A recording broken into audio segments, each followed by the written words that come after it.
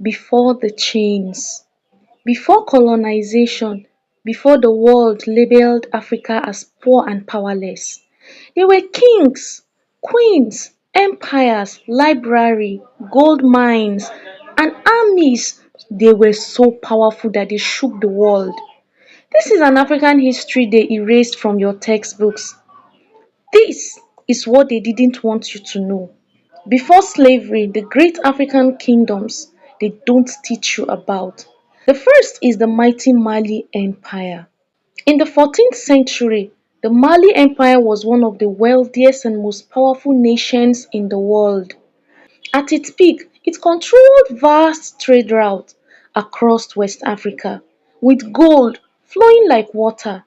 Its legendary ruler, Mansakaka Musa, was so rich that his 1324 pilgrimage to Mecca caused a gold inflation crisis across Egypt and the Middle East.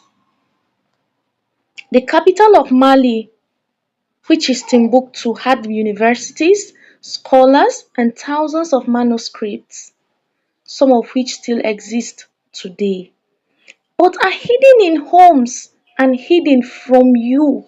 But the truth is, Mali's legacy proves that Africa was never dark, it was dazzling. Another kingdom was the kingdom of Kush. Further east, along the Nile, the kingdom of Kush flourished for over 1,000 years. These were black pharaohs who conquered Egypt and ruled as the 25th dynasties. Their pyramids still stand in Sudan today, outnumbering Egypt's. They mastered ironworking, built cities, and created a unique fusion of African and Egyptian culture. Yet history textbooks often skip over them because their power doesn't fit the narrative. How about the Benin Empire? In present-day Nigeria, the Benin Empire was a city of advanced engineering with massive earthwork that stretched over 16,000 kilometers, longer than the Great Wall of China.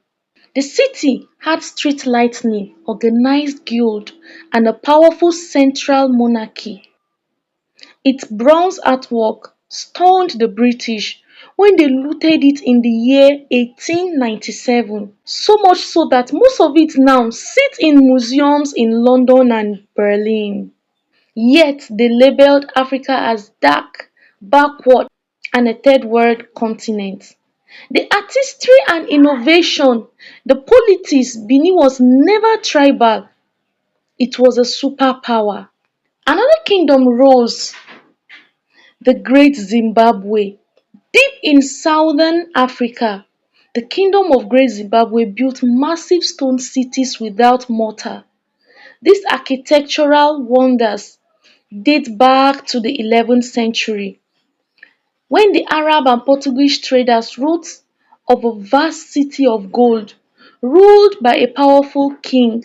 For years, European historians refused to believe black Africans built it too. Some even credited Arabs and Phoenicians historians and scholars instead of crediting African historians, scholars, and their great wisdom in artistry, and so much they did.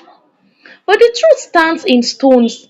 They built it, and they built it beautifully. In conclusion, African stories didn't begin with slavery. It began with kingdoms, wealth, innovation, art, and power.